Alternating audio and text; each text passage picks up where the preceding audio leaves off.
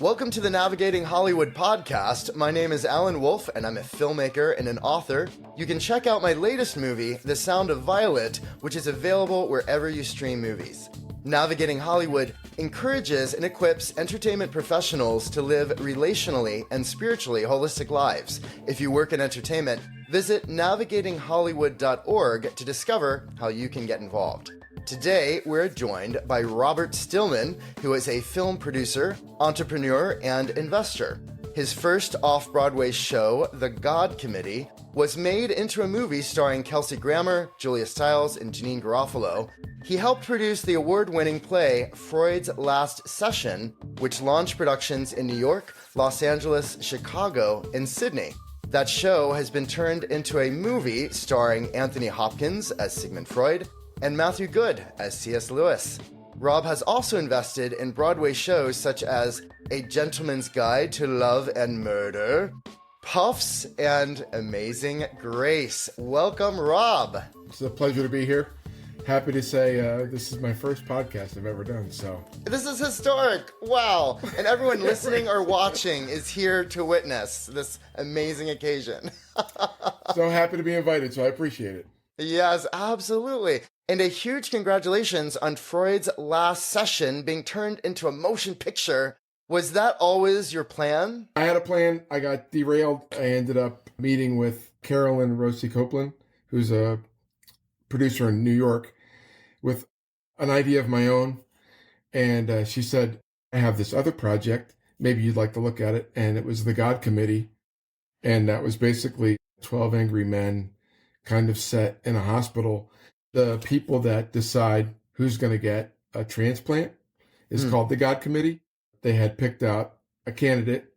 He was in prep. There was a heart on the way, and then he dies in prep, and then they have to reconvene, and they have 45 minutes to decide who's going to get the heart that's on its way. And they all disagree on who should get it. That was kind of a really cool project, and that obviously, like you said, got turned into a film with Kelsey Grammer and Janine Garofalo.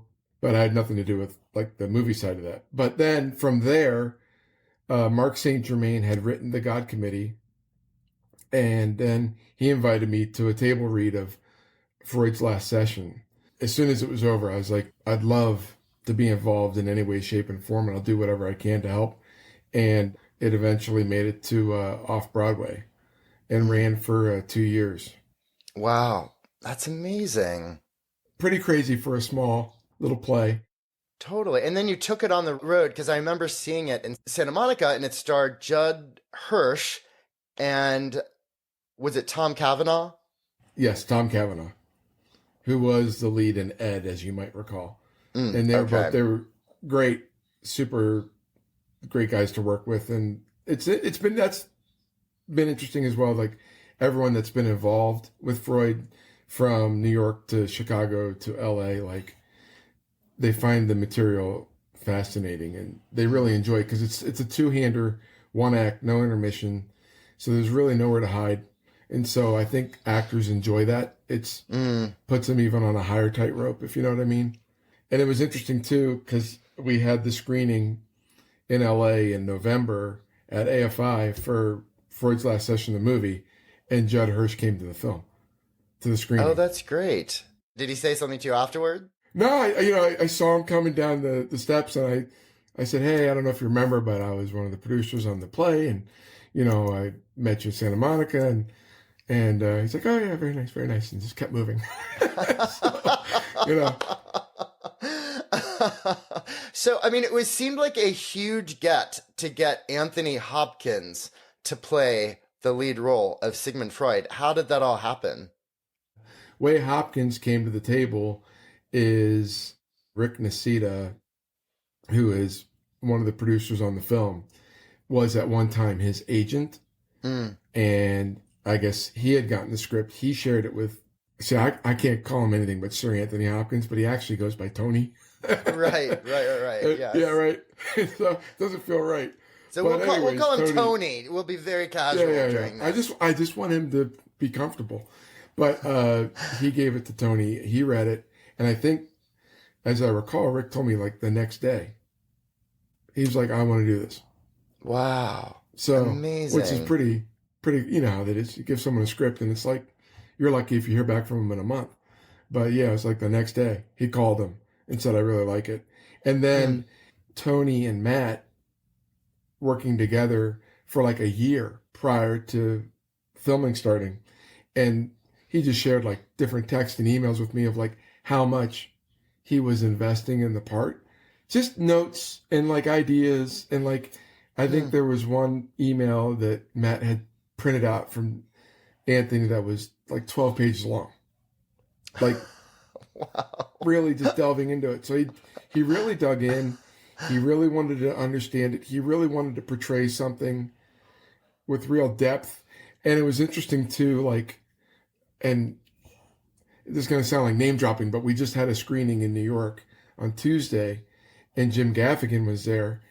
He was just talking about how, like, what came through and how the depth of the character that Anthony and Matthew Good both display on the screen, he was really impressed with. Amazing. So they worked together building up to a year. And what was it like seeing that come to life on the set? It was very difficult. First of all, he's 84 years old. Mm. And I don't care who you are.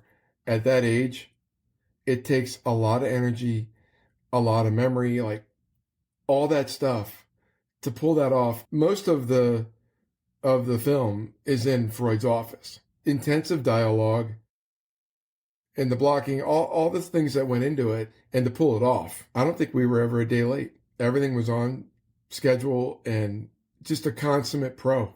The locations expand though, because it goes outside, because Mm. there's kind of, it's kind of a past as prologue kind of argument in the film that both of their worldviews were shaped by, you know, the experiences they had in real life. C.S. Lewis's mother dying at the age when he was, I believe he was 9, and he got shipped to England and went to boarding school, and just kind of like a new life in Ireland was a distant memory. And then Freud's experiences with anti-Semitism and Hmm. being raised by a Catholic nanny, which is kind of interesting. Hmm. But all those things kind of, there's flashbacks to that within the film that kind of inform how they came to their worldviews. Hmm. Wow. It's shot in Ireland. I was just blown away by the crew. They were great, Hmm. and they were Hmm. at setup to setup to setup. Hmm. In Ireland, I guess, you know, they have that really good tax credit, and but it's still kind of fresh, and that they're still enjoying the circus. Like the crews are like still excited Interesting. about what's going on, and it's not rote and like drudgery yet. So Ah, I guess right. that's a, a good thing. What first attracted you toward wanting to tell the story? I've always wanted to do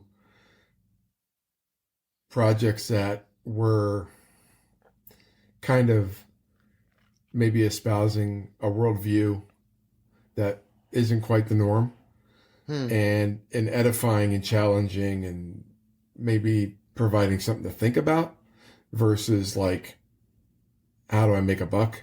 It resonated with me on that level. And to Hmm. hear, you know, two people kind of having this philosophical argument and arguing and defending or proposing whatever their worldview is, I loved it. And it was a tough time because I think that was the end of 2008 going into 2009. Hmm. And so to get that done in the midst of a very substantial recession was not easy. Wow. So, Amazing. and the other thing I learned, and this is for if we're going to talk about navigating Hollywood, never, ever, ever assume the person you're talking to won't potentially invest in your project. Hmm. Hmm. You never know. And Hmm. I just remember someone asked me what I was working on, and in the back of my head, I'm like, I don't even know why I'm saying this because this guy's not. He's not gonna do this. Hmm. And I just did my little elevator pitch, and he goes, I'll do 2 units. I was like, what? Okay. And that was, you know, so it's like right there, it's like, you know, that was on me. It's like, I was Hmm. kind of being a jerk for thinking I knew something I didn't know. You Hmm. don't know. Never Hmm. be afraid to talk to anybody. Never be Yeah. afraid to pitch, and always be ready to Right. pitch, and never assume your Yeah. pitch is a waste. I completely agree with that. I had a similar experience with my first film, In My Sleep, where I just had so many meetings with people that by the time a person wanted to meet with me, I didn't know much about this person, and I just didn't think it was going to turn out to be anything. And so I just was like, okay, I'm just going to do it. Low expectations, but it turned out to be the largest investor in the film. So you're right. You can never assume, just always go in with the best. But it's hard to keep that attitude up because it is grueling raising funds. To your point, the most damaging to your psyche too is the people that you think like, this is a home run. I'm going to walk in. I don't even feel like I can't. I'm just waiting to see how many zeros are going to be on this check. Exactly. And then they're like, no. And that's the real kick in the, you know what? Like, oh. Totally. Okay. Oh my gosh. Yeah. Completely been there. Absolutely. And even there was a phase for me where people would make you think that they're actually heading in one particular direction, in a very positive direction, and then just turn it. So it's just, you never know until, not that you have the check, but it's been deposited in the bank and cleared. Then you know it's real. I meet people all the time who say, yeah, I have these people that they say they're going to invest in my film or whatever. And I say, well, have they written a check? Has it cleared the bank? And it's hard as a filmmaker because you want to get excited about, oh, this person says they're going to invest. But it's very easy to say you're going to invest. It's not easy to write the check and have it clear. So I totally hear you about that part of the journey.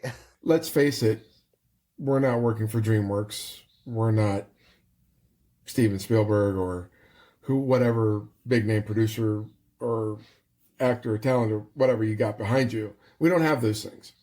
So it's going to come down to kind of grit and perseverance and just trying to create the opportunity that you're going to need and your project's going to need just to move forward. And it's just, and maybe sometimes you just have to bite the bullet and realize maybe this doesn't have the value proposition to move on.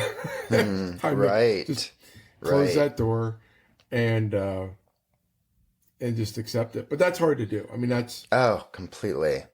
And I must say, everyone has the exact same battle because even, you mentioned Steven Spielberg, even Steven Spielberg is challenged at finding finances for his movies. Like, you think people at that level, it just suddenly goes away, but it doesn't. It just changes. But everyone is always looking for funding. Maybe it's slightly easier for someone like him, but everyone's playing on the same playing field. In my case in point, because I've been working on a film called Don't Stop Me Now, which is an adaptation of a UK documentary called The Boy Whose Skin Fell Off. And I've been working on it. It's a passion project. And people are like, you're still working on that? And I'm like, well, hey, George Lucas worked on Red Tails for 21 years.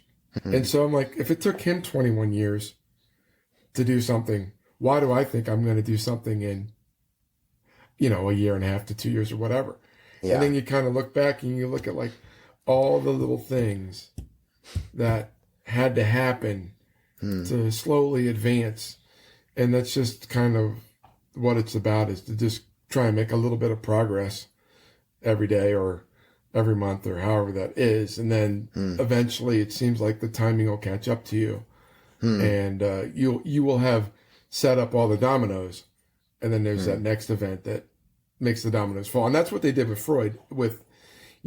They kept working in the background. They came to us like 8 years ago, but, to match credit, he kept plodding along and working along and did a rewrite and did all this work so that when Anthony Hopkins was handed the screenplay, he was handed the best screenplay you could get. He liked it. And then when Anthony said, I'm on board, there goes the dominoes. There's so much work we do that you're not sure if it's valuable or whatever. But when you look back over time, you're like, okay, that's what got this to there and that to there and that to there. And here we are now. So it's interesting. Very true. I love that perspective. And it's interesting because I've heard Sir Anthony, talk about his own spiritual journey that seems to kind of mirror what the characters are going through in the movie. Did you experience any of that from him and his own feedback? Yeah, I did. And when I was first approached about the project, I was like looking at where he was at in a personal space. And then there was an article where he talked about, like, he goes, "Hey, I'm 83. I realize I'm nearing the end of the road." Hmm. And so I think on these things, but he's very, very comfortable with the idea that he's near the end of his time on this earth. To be comfortable in that space, you either have to have a blissful ignorance most people don't have, Hmm. or you've grappled with the questions and thought about it and have come up with an idea of what that means Hmm. and where you're going, and being comfortable with the idea of what the next step of that journey is going to be. And I think Hmm. that's where he's at. He's kind Hmm. of made peace with it. I think one of the things that really resonated with him was this idea that we need to have conversations Hmm. and we need to talk through our beliefs, and we need to even speak with people we don't necessarily agree with. And the idea of canceling and shunting people off and saying they're not worth talking to is a really bad idea. Hmm. And that we're better as a whole talking with each other and talking Hmm. through things and understanding each other than we would be to cutting each other off. And I think that's part of it as well. I think that's brilliant. I mean, that's a very modern idea of just instead of engaging, just cutting off and going into your own corner. And it seems like as a culture, we've experienced the repercussions of that and how divided we are as a nation, as a world. So I love that your film really encourages people in a different direction. I think anybody coming from either side would be like, I'd like to see my side just crush the other side. But I think in this, you have two scholars who are very respectful, and they argue, but at the end of it all, they're going to part as friends, Hmm. and with a deeper understanding of each other, a deeper respect for each other. And I think we're all better for it. And I think it's something we can all model in our own lives. It's like earlier when I said, I just assumed this guy was never going to invest. Well, how often do we assume, like, well, that person's never going to understand, or I don't even care what that person thinks, or that person's just wrong? And it's like, how do you know that? Hmm. You don't know that. Even talking to them and working through why they believe what they believe, maybe you'll learn something, you Yeah. know, instead of just assuming you know it all, you know. That's right. I love it. I love it. You've invested in off-Broadway shows and Broadway shows. What draws you to a production? Sometimes it's the invite, like Puffs. And this is going to be bad. This is really bad, but I never read any of the Harry Potter books. Is that, I mean, I don't know if that's a sin or a crime, but but here's what I did know. All my kids did, and my wife did, and they loved them. And so I got approached, and I was like, well, if you guys are looking for funding, is there a preview? And so I sent my experts, which was my wife and my kids. And my wife said it was the funniest thing she'd ever seen. She was Hmm. embarrassed by how much she laughed. She was Hmm. crying. And so I was like, okay, well, then I'll do it. And that turned out to be a great investment. So Hmm. that was one method. Now, Hmm. Amazing Grace, I actually was approached at my brother's mother-in-law's funeral, which, I bet you know how it is. People, the venue doesn't seem to matter, but oh, you're into film or you're into entertainment. I have this friend with an idea. I'm like, okay. Right. And so this guy comes up to me and he's like, I have this friend who's kind of written this musical, and it's the true story of John Newton, who wrote Amazing Grace. Would you be interested? And honestly, I was like, who's this guy? And he's like, well, he's a retired cop. And I'm like, okay. It's like, I'm sure, why not? And the music story, everything was amazing. Hmm. And I was blown away by it. And I was like, okay, well then you need help. I'm not going to take this to Broadway. I wouldn't even pretend I know how to do that. But Carolyn, who I met, I took Amazing Grace to her and I said, listen, do you think there's anything here? We went to a preview. It was actually in the basement of the Empire State Building.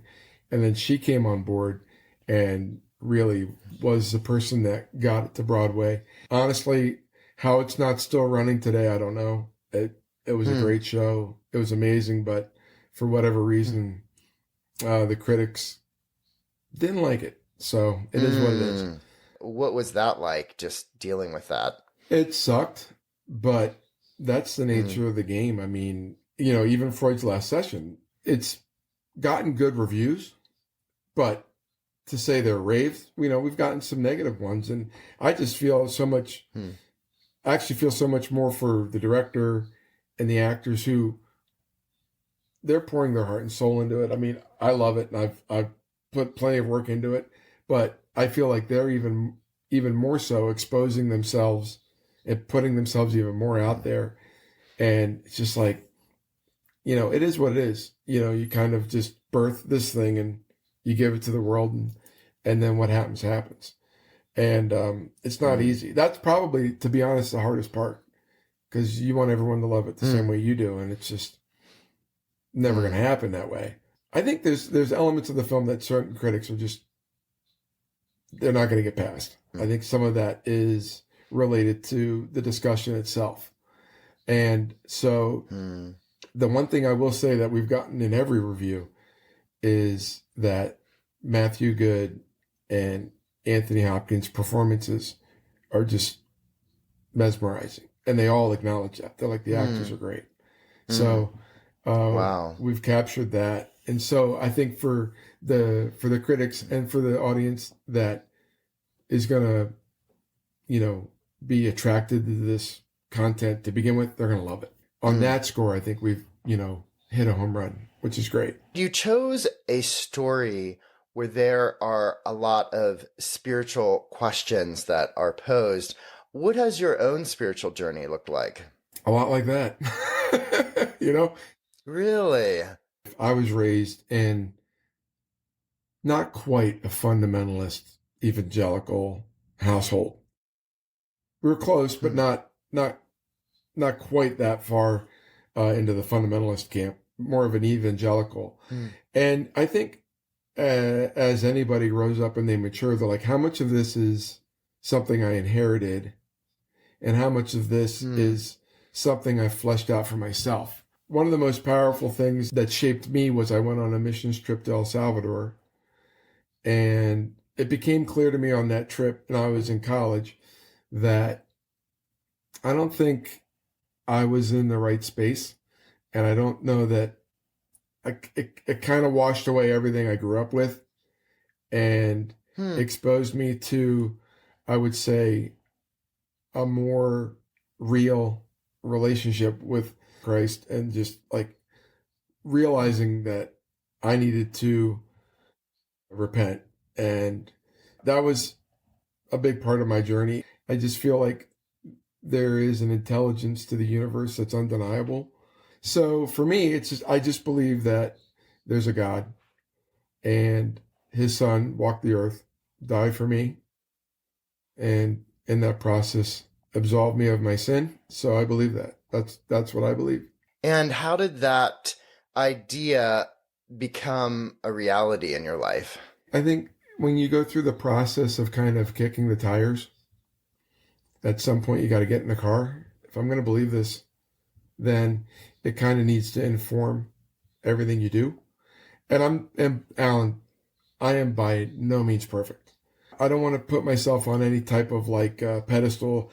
I screw up all the time. And from the outside looking in, I'm sure people would be like, dude, you're an outrageous hypocrite. But when your standard is perfection, it's kind of hard. You're gonna look like a hypocrite sometimes. And so my goal is to be better than I was yesterday. But at the end of the day, I can't be good enough. And so that's why Christ had to die for us. Because if we could do it on our own, he wouldn't have needed to do that. How has your faith impacted the projects you've chosen? There's just things I won't do. I've been approached with projects and read the script and I'm like, yeah, no, that's, even if it was a no-brainer going to make a ton of money, like, no. I remember I was at a film finance convention. They had a panel and they had people come up and they, how did you get your film funded? And I won't say names because then you'd figure out the project, but they're like, oh, X in a bikini, fighting sharks. And I was like, I don't ever want to do that. I mean, and to be fair, I do have the luxury of not having to do that. You know, I wouldn't want to cast aspersions on someone that, like, if you got to feed your family, hey, but at a certain level, there's just things I wouldn't want to do, and I wouldn't do, and I'd be embarrassed to have my name on it, you know? So for me, at the end of the day, I want my kids to see my credits and be like, okay, those are interesting things that were projects that would make people think through, like, the moral and ethical dilemmas of, like, the transplant, or, you know, John Newton and his journey from slave trader to abolitionist, and, you know, C.S. Lewis and Freud talking about their faith or lack of. And so to me, that's the kind of stuff that's interesting to me. And luckily I have the freedom to kind of pursue those things. You've been married for 30 years. Amazing. In Hollywood math, that's like 90 years, you know, just so you know. But how have you stayed relationally healthy for 30 plus years? I have 4 kids, 24 through 16, and a wife that's amazing. She's encouraging. She has more faith in me than I assuredly deserve. And she's also kept me grounded. We've always been dedicated to each other and willing to do the work that we need to do to have the marriage we both want to have. That's great. At the end of your life, what kind of legacy would you like to leave behind?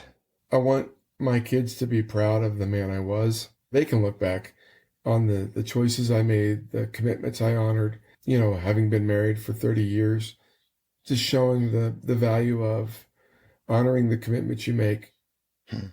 I think there's an element of pride that you know, we want to be remembered beyond. And I hate to tell it to most people, the average person, we're going to be forgotten pretty quick. And even if you are a big deal in any field,